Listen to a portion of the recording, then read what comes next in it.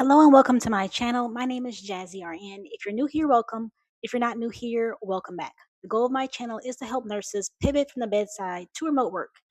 Just a little bit of background about me. I have worked remotely for over 9 years in utilization review, and I have worked for 3 different major insurance companies. So I'm going to go over Interqual, and every single one of these websites are in the description box below that you can view at your own convenience. This first one is Interqual Criteria, support clinicians with comprehensive evidence-based clinical criteria. Now, first I want to point out here, it has a Interqual criteria portfolio. So level of care, this is my specialty here. I have experience in acute adult, acute pediatric, inpatient, I'm going to zoom in, inpatient rehabilitation, subacute, and skilled nursing and home care. Now, I have experience in these top ones. This last one, outpatient rehab and chiropractic, I have no experience there.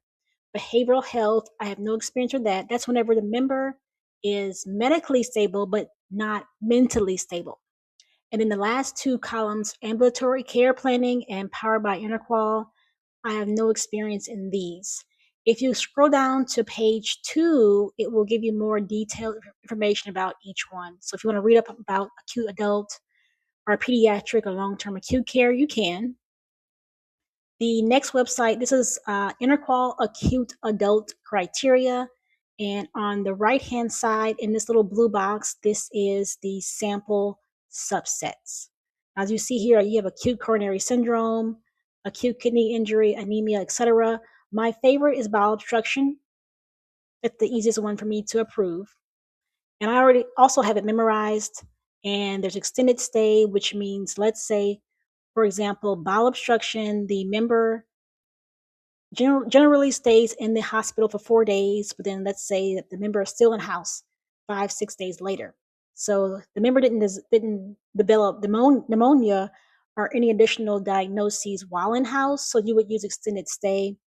General medical is for whenever, let's say, the member's diagnosis does not appear in one of these subsets.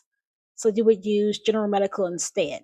And then surgical is for whenever, let's say, the member comes in due to an accident or car accident or just a fall, and he or she has to have surgery while in house, then you would use the general surgical subset, for the criteria in Interqual.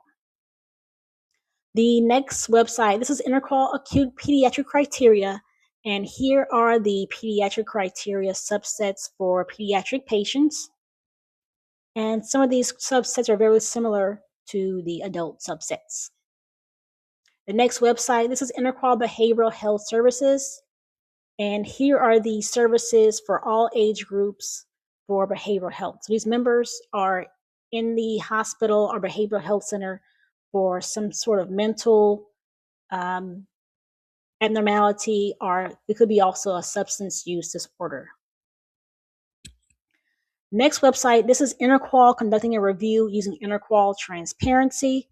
And this is where the fun begins. I'm going to show you some screenshots here. So I'm going to scroll down. We're going to ignore all these words. This is a lot of jargon.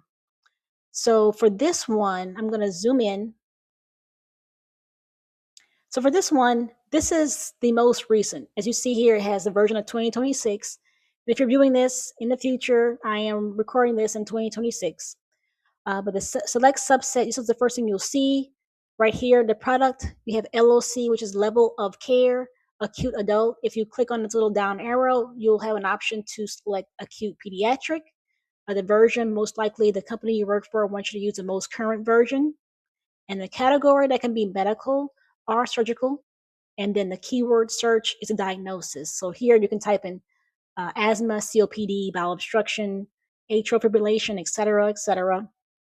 And then the code search is the ICD-10 code. So what you can do on your computer is just type in, let's say, COPD ICD-10 code in Google, and it'll come back with a response of what the ICD-10 code and codes are for COPD or hypertension or atrial fibrillation, etc. Now, most companies, their platform or software will automatically have this code, ICD-10 code, populate, and it will just take you to where you should go. All you do is click on find subsets, and it will take you to which subset, which is most relevant to the keyword search that you use or code search. Most likely, you only can use one or the other. If you have an ICD-10 code in here and a keyword or a diagnosis, you'll give it won't let you actually go further. You got to have one typed in, but not both. The example in this website is the acute coronary syndrome. This is a book view. This is not what you'd see when you're in a live environment. This is just kind of like an example. So you have, for acute coronary syndrome, you have 3 levels of care. So observations, level of care, intermediate, and critical. Most diagnoses has 4. So you'll have observation, acute, intermediate, and critical. But for this one, acute coronary syndrome, ACS, it has just the 3. The next website is Interqual conducting a level of care review.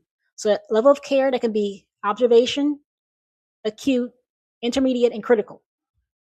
So for this example, on this website, they are using the acute coronary syndrome, but this is the March 2023. This is an older version. So right here, as you see, this is adults, but you can click the little down arrow to select pediatric instead. You have the options to select the year. The category would be medical or surgical, and the keywords would be the diagnosis. So you can type in hypertension here, or if you want to use the ICD-10 code, you'd enter the ICD-10 code in under Enter Medical Codes, and then click on Find Subsets. But this example here is giving you a book view, not what you actually would see on the live environment whenever you are working in Interqual on your job. And then this one is also back to the subset using observation. So this member is admitted for chest pain or some type of acute coronary syndrome, but their level of care is observation. Next website is Interqual Connect Medical Review Service. And this one, I'm going to minimize just a little bit. We're actually going to slide it over.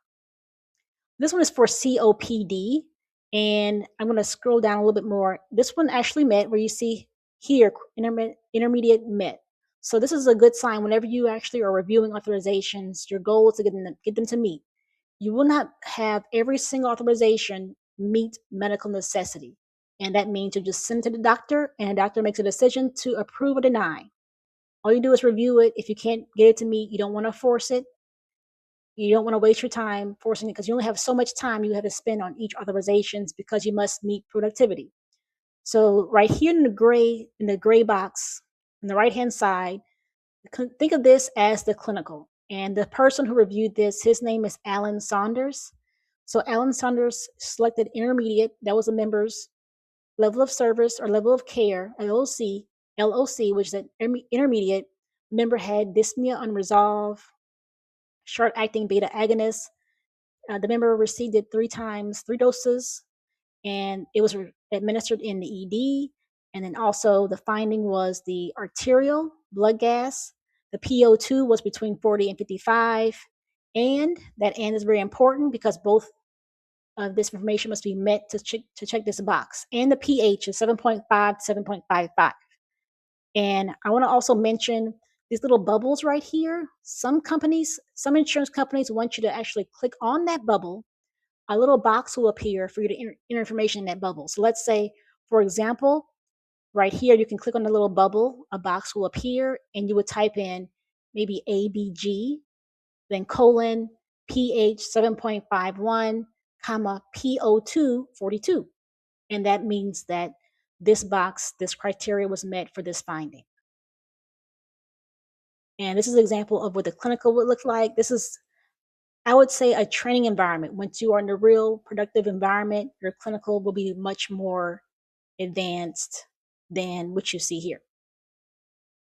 The next website is Interqual Connect, enable automation of authorizations requiring medical review within your existing workflow. And for this one, I'm going to scroll down. This is also another example of COPD without the clinical in the little gray box. Let me zoom in one more time. So this member did meet medical necessity, intermediate met, for COPD due to persistent dyspnea following short-acting beta agonists, three or more doses, and this information must exist in the clinical for it to be true. Also, the member's arterial blood gas, not venous, but it must be arterial. There's no venous option here. And the pH must be 7.5 to 7.55, and is very important. And the PO2 must be between 40 to 55. Also, the member, aka patient, received bronchodilators. It's 4 times in 24 hours. Most likely, the respiratory therapist will provide this. The patient was given corticosteroid by the nurse, and it includes PO, oral, and as well as oximetry or blood gas. Now, of course, you would check the blood gas if you also had the arterial blood gases here. And this did meet, and what you would do once all the information is met, even if it did not meet, you would still select save review, and this information that you clicked on in Interqual would save into the platform you use at your job. And last but not least, I do want to mention there's something called Interqual Inter-Rater Reliability Testing. That's IRR. Not only does Interqual has it, but MCG as well. This is a test you take once a year, every year, no matter how many years you've been working in utilization review. And it tests how well you use Interqual for acute, both for adult and pediatric. Now, I generally fail one of the pediatric tests because for the first maybe 8 years, 7.5, 8 years, I've worked on the Medicare side. There are no pediatric members in Medicare. And then now I'm in Marketplace, and there are very, very few pediatric members in Marketplace. So generally, I have a hard time with passing the pediatric part of the IRR test. So I do suggest you to do 3 things. Well, actually, one thing you should do whenever you're taking a test is have a additional laptop, your own personal laptop at your desk, and have maybe Google open, a screen for Google, a tab for ChatGPT, and a tab for Perplexity AI. So let's say a question on the IRR test appears and you can't figure out the answer.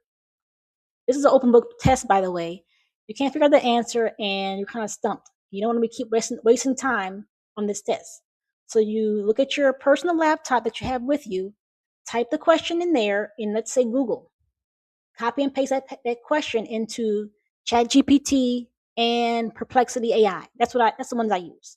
And then whoever has the answers, let's say ChatGPT and Perplexity AI has the same exact answer, and maybe Google has a different answer, I go for the answer that appears twice on, let's say, ChatGPT and Perplexity AI.